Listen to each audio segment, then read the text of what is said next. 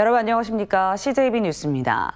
점차 비대해지고 있는 수도권에 맞서기 위한 충청권 특별자치단체 출범이 추진되고 있는데요. 그 첫 발인 합동추진단이 공식 출범했습니다. 부울경 메가시티가 사실상 좌초되면서 전국 첫 특별자치단체가 될 수 있을지 전국적인 관심을 모으고 있습니다. 조용관 기자입니다.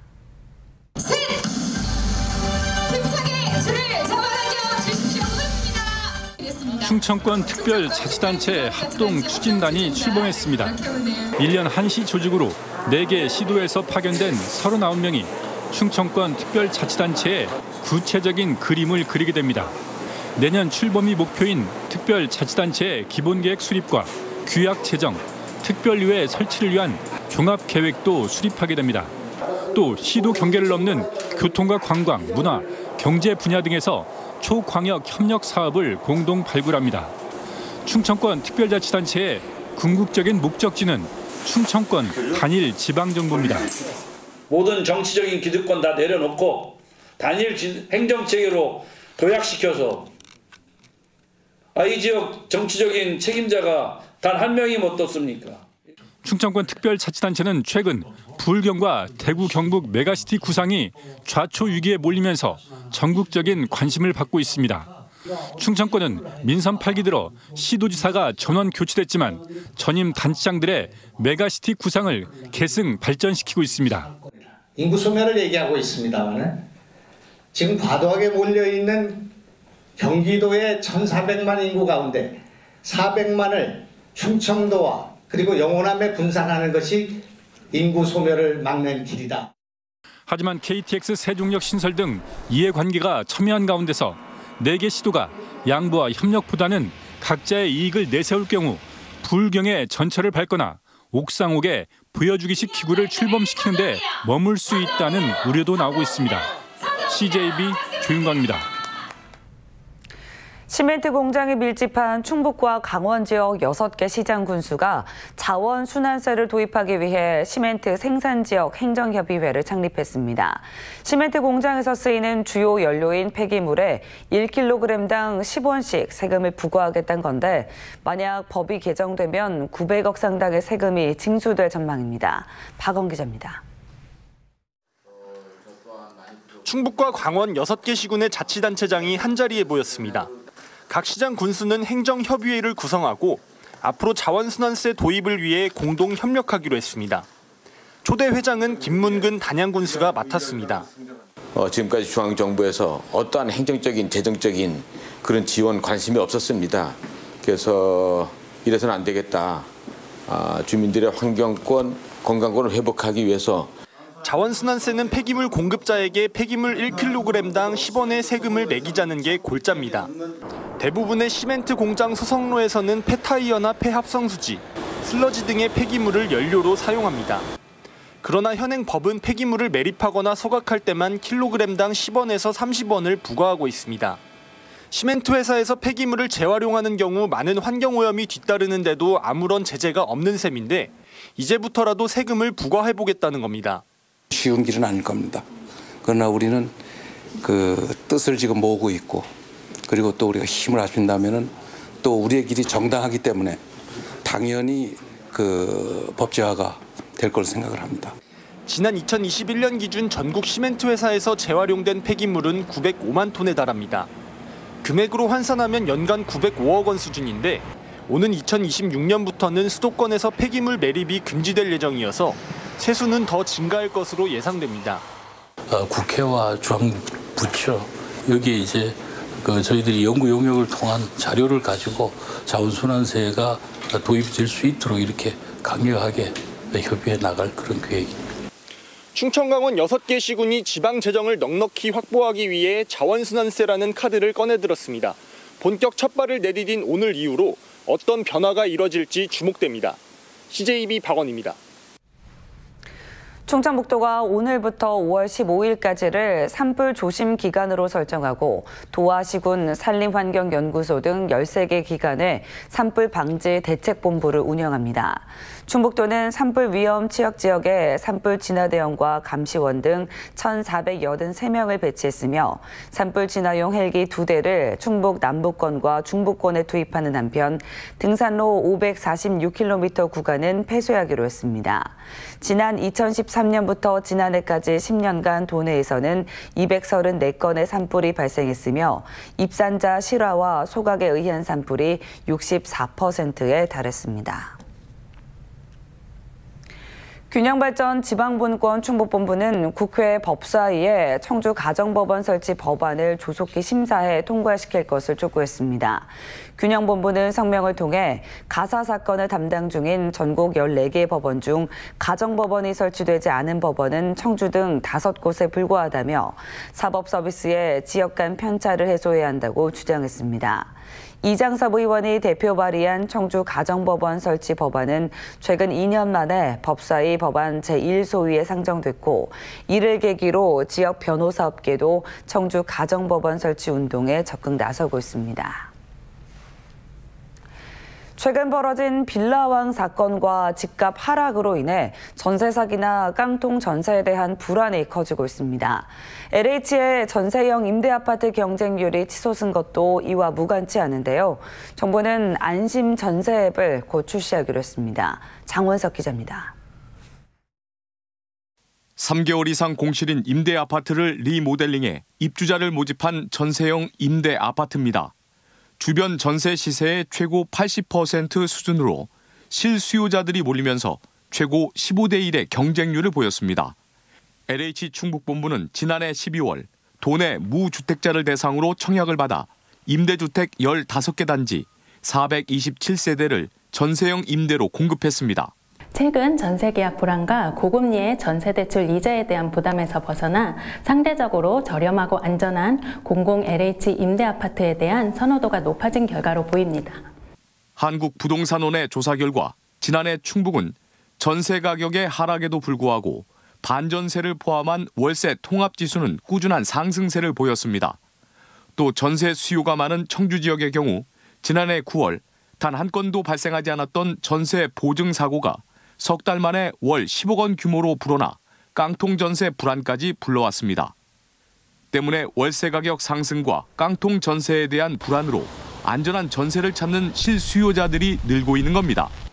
공공임대주택에 대한 공급 방식의 패러다임이 변환이 필요합니다. 일반 아파트를 사업 승인을 내줄 때 일정 세대를 공공임대를 할 수 있게 조치를 하면은 원희룡 국토부 장관은 전세 등 시세 정보와 임대 보증 가입 여부, 임대인과 중개사 정보, 불법 무허가 건축물 여부 등을 담은 안심 전세 앱 출시를 약속했습니다.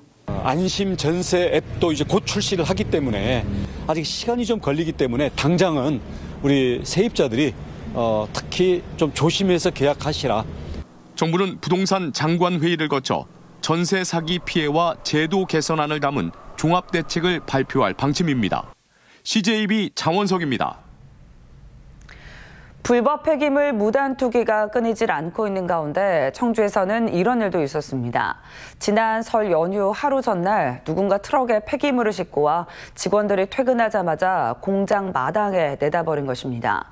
공장으로 들어오는 트럭이 퇴근하는 직원 차량 블랙박스에도 찍혔는데요. 안정훈 기자가 제보를 받고 취재했습니다. 청주시 지동동의 한 공장 주차장에 트럭 한 대가 진입합니다. 사람들이 트럭에서 커다란 포대들을 내리더니 5분도 채 안 돼 사라집니다. 제대로 된 종량제 봉투도 사용하지 않은 건설 폐기물과 이불 등 쓰레기가 무더기로 쌓여 있습니다. 쓰레기가 무단 투기된 날은 설 연휴를 하루 앞둔 날이었습니다. 직원들은 오전 근무만 하고 퇴근하는 길이었는데 길목에서 마주친 트럭이 백주대낮에 이런 일을 벌일 거라고는 상상도 못했다고 말합니다. 주차했다가 잠시 갈 줄 알았더니 쓰레기를 여기다 잔뜩 이렇게 버려놓고 갔어요. 그러니까 뭐 여기다가 쓰레기 버리는 데도 아니고 그래 여기다 버리고 가면 어떡합니까 그래. 이곳 주민들은 평소에도 마을에 폐기물이나 쓰레기 무단 투기가 한두 번이 아니었다고 말합니다. 실제로 인근 하천변을 가보니 분리수거가 안 된 쓰레기자루부터 최근에 유통기한이 끝난 막걸리병 자루까지 발견됐습니다. 그 건설 폐기물이라든가 그 성면 된 거 있잖아요. 그런 거 하여튼 뭐 건축 쪽도 우스나와요. 나쁜 놈들이지. 니들이 치우려면 돈 들어가고 뭐 그럴 테니까. 공장 업주는 법적 처벌보다는 진솔한 사과를 받고 싶다는 입장입니다. 만약에 이 방송을 보신다면은 그분이 저희한테 와서 사과만 하시고 이 쓰레기만 원상복귀대로 치워주시면은. 때와 장소를 가리지 않고 버려지고 있는 불법 폐기물에 마을 곳곳이 몸살을 앓고 있습니다. CJB 안정은입니다. 생애 마지막 순간 무의미한 연명 치료를 거부할 수 있는 사전 연명의료 의향서란 법적 제도가 몇 해 전 도입됐습니다. 그런데 충북은 유독 참여가 적다고 하는데요. 홍우표 기자가 취재했습니다. 직장인 윤선임 씨가 사전 연명 의료 의향서를 작성하고 있습니다. 무슨 뜻인지 쉽게 다가오지 않는데 더 이상 소생 가능성이 없는 죽음의 순간에 자신의 뜻과 다르게 심폐소생술이나 인공호흡기 부착 등 무의미한 연명치료를 하지 않겠다는 걸 미리 공식화해놓는 것입니다. 마지막 삶을 내 스스로 정리하고 또 가족들에게 부담도 되지 않게 하려고 했고요. 또 주변에 보면은 호흡기 장치 달고 연장하는 것을 볼 때 너무 안타까웠거든요. 이렇게 작성된 사전연명 의료의향서는 전산망을 통해 전국 병원에 등록되고 설령 자신이 의식이 없더라도 무의미한 연명치료를 거부할 수 있는 법적 근거가 됩니다. 지난 2018년 이 제도가 시행된 이후 연명치료 거부에 동참하고 있는 사례가 꾸준히 늘고는 있습니다. 하지만 서울, 경기, 전북 등 다른 시도에 비해 충북은 참여 비율이 3.7%에 그쳐 유독 낮습니다. 의향서는 의료기관과 보건소, 건강보험공단 지사 등 작성할 수 있는 등록기관이 적질 않고 작성법도 비교적 간단합니다. 저희 보건소나 청주시에는 한 11개 등록기관이 있습니다. 그래서 거기서 신청을 받고 있습니다. 저희 가경노인복지관하고 서원노인복지관에서 등록기관이 신청이 되어 있습니다. 사망 직전의 의료비는 평소보다 2.5배 이상으로 늘어나고 이 가운데 상당수는 무의미한 연명치료를 하는데 드는 비용입니다. 경제적 이유뿐만 아니라 무엇보다 존엄한 죽음을 맞는 것이 인간의 마지막 권리라는 사회적 인식이 더욱 확대될 필요가 있습니다. CJB 홍우표입니다. 전국의 미분양 주택이 위험 수위를 넘긴 가운데 충북도 급증하는 추세를 보이고 있습니다. 국토교통부가 발표한 주택 통계에 따르면 지난해 연말 기준 충북의 미분양 주택은 3,225가구로 집계됐습니다. 이는 한 달 전 593가구보다 5.4배나 증가한 것이고 2년 전보다는 11.8배나 급증한 수치입니다. 악성 재고로 볼 수 있는 준공후 미분양은 38가구로 집계됐습니다. 충북의 광공업 생산이 글로벌 경기 둔화와 내수 부진 등으로 크게 감소한 것으로 나타났습니다. 충청지방통계청에 따르면 지난해 12월 충북의 광공업 생산 지수는 115.2로 1년 전보다 19% 감소했습니다. 충북의 주력 품목인 반도체 등 전자부품, 컴퓨터, 영상, 음향 통신이 43.7% 줄었고 화학제품도 52.6%나 감소했습니다.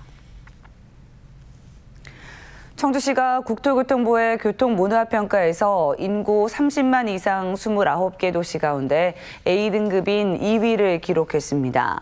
국토교통부는 운전과 보행 행태, 교통안전 3개 항목의 18개 지표로 교통문화 수준을 평가하는데 청주시는 횡단보도 정지선 준수율과 안전띠 착용률 등 운전 행태에서 A등급, 예산 확보 등 교통안전 실태 분야에서 1위를 차지했습니다.